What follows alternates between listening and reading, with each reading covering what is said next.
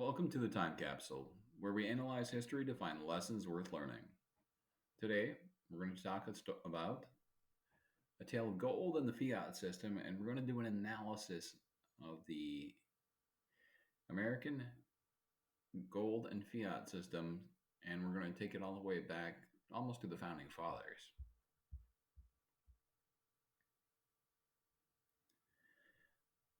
The reason that we need to do this is we need to see where we were, to see where we were going, because there's a lot of talk right now about switching to the gold standard or the US should be on the gold standard.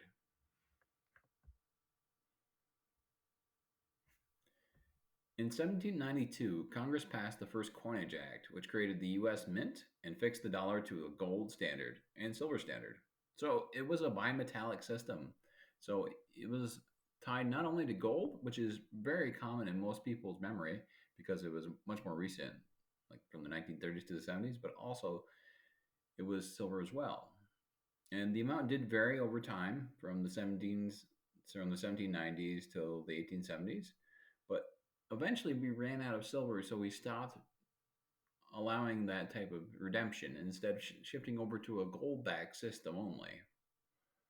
And in 1870, during the Civil War, we shifted over to a fiat system. And we created a lot of debt and using the fiat system, and we created the currency called the greenbacks, quote unquote. That's where it comes from, honestly. I would say probably due to the dye used in the creation thereof. In 1875, gold bugs got their way again, and the Resumption Act was passed. It reduced the amount of currency in circulation, and in 1879, all currency was redeemable for gold again. So this was not a one-time event. This was an issue of continuity for our type of currency, whether to be on a fiat system or to be backed by gold. And the banking crisis hit in the 1880s, then 1893, and then there were a bunch of banks wiped out in a recession, and this caused a big scare, reducing the gold balance from 190 million to 100 million. The 1896 presidential election featured the gold standard front and center. William McKinley was for gold, and William Jennings Bryan was not. McKinley won the presidency, so there was laws put forth in the U.S. on the gold standard and ended the ability to convert to silver. In 1913, the Federal Reserve was created, and they were given the authority to issue money. They were required to maintain a 40% reserve in gold. Now, here's the thing though, even though they were required to, were they able to maintain that? No. That's very important to note. During World War I, many countries were unable to maintain their gold standard, except for the United States. Between 1929 and 1931, the Great Depression began, and the Federal Reserve began a policy of deflation during the midst of the Great Depression. And I would say and argue that exacerbated the Great Depression and actually made it far worse than it really could have or should have been, honestly. Doing this allowed the money in circulation to drop. They also increased interest rates during this time, which caused more credit tightening. And there's a very strong thing to note. Between 1930 and 1933, there was a 30% deflation. More than 10,000 banks failed. And the Treasury was below the limit required for their gold standard. On March 9th, 1933, Franklin Delano Roosevelt, FDR, gave himself emergency banking powers and prevented people from redeeming paper for gold.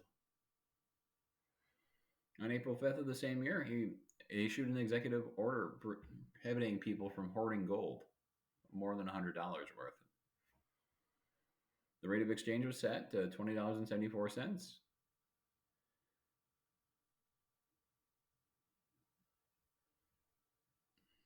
Yeah, and then the price was devalued to $35 almost immediately following that.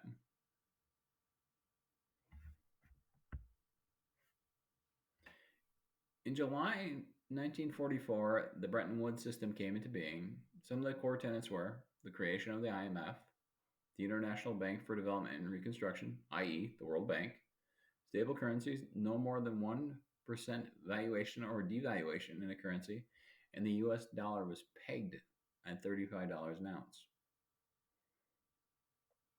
This is the common period in which most people consider the gold standard in the US in terms of us going from a gold system to a fiat system, which is not untrue.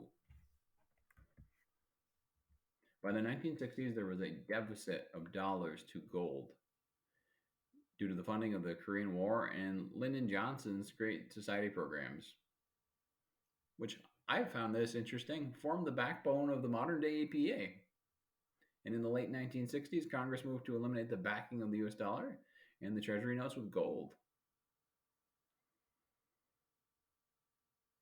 On August 7th, 1971, Nixon came into power. Well, that's a very funny way of putting it. Yes. Anyways, Richard Nixon was president and announced that the dollar would no longer be allowed to be exchanged for gold. And shortly thereafter, many countries redeemed their USD for their gold. French President Georges Pompidou sent a warship to get his gold. Yep. And in 74, Nixon signed into legislation allowing Americans to own gold bullion again. And this is a continuing issue in politics. Just to show you a couple of examples of this, in 1981, a commission was formed to study the feasibility of going back on the gold standard. They didn't think they should at this time.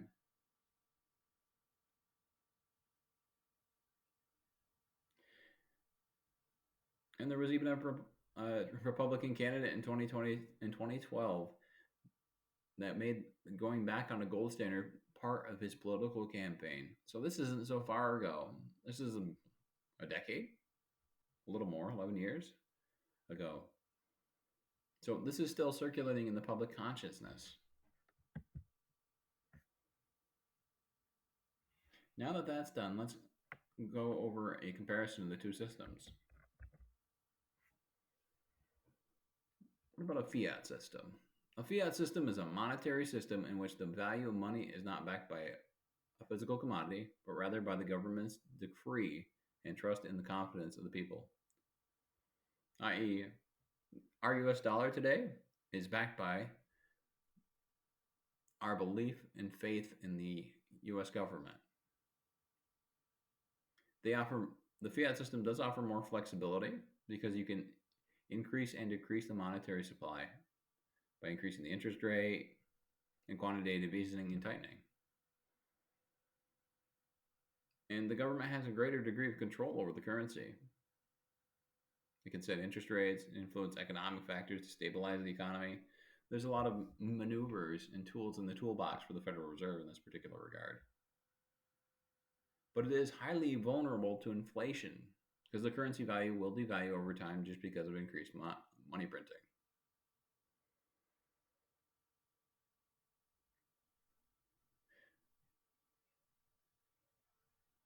The stability of the fiat system depends on the government's ability to manage the currency effectively and to maintain the trust of the public. Confidence in the currency is crucial for its acceptance and stability. This is highly important. The only reason that the US dollar has as much strength as it does is because of the strength of the overall American economy. And I could also argue military. If we were a far weaker country, we would not have the same degree of confidence and stability in our currency. We would not be able to do all the things that we've done in the past 2 or 3 years, let alone prior to that. Now, what about a fixed monetary supply? Also known as commodity backed, gold standard, silver standard, is a monetary system where the value of money is directly linked to a specific commodity, and it's often gold or silver, as we saw with the American history example. And it does have an intrinsic value because it's fixed to a certain currency. The only thing about that is it is of a limited supply. But the thing that most people don't address, though, is if we were on such a system and we truly, truly maintained it, I would say that it would rather limit our growth. So the degree of growth that we were able to have by increasing the overall amount of supply of money, and also U.S. debt as a nation, I believe has actually spurred us as a nation to grow.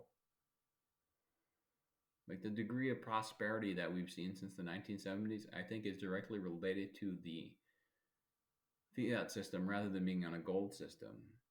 Even though it has been inflationary, this is absolutely true.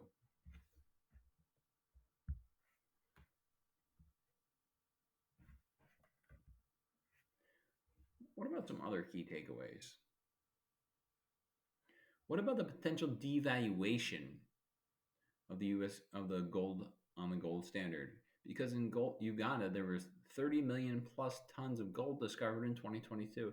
Can you imagine if all that became mined and it devalued the US currency by 50% just due to this finding? And the other thing too is that all the people that say, "Oh, we should go back on the gold standard," do you honestly think the US was going to stay strictly to that?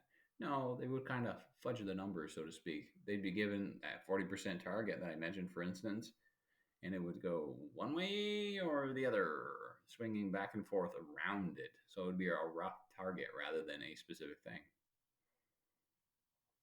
And if you're hearing any of the things that I mentioned, and it seems like we get on the system, get out the system, get on the system, get out the system, that's because we did as a nation. And the other thing to note is the US dollar is going to decrease in value over time. The purchasing power of your US dollar today will be worth less than will be in a year from now. That is entirely true. So you should set aside some portion of your funds to be able to protect yourself against that and put it into something that will grow apace or better than inflation, like stocks, tips, treasury, inflation, treasury, inflationary protection, savings. I may be wrong on that one, but it's an inflationary protected treasury device or debt service instrument provided by the U.S. government or U.S. Treasury, real estate, and other things that you'll believe to perform better than inflation. I find that highly important. Now that you know this, please take it under your own power to be able to do something about it. Thank you.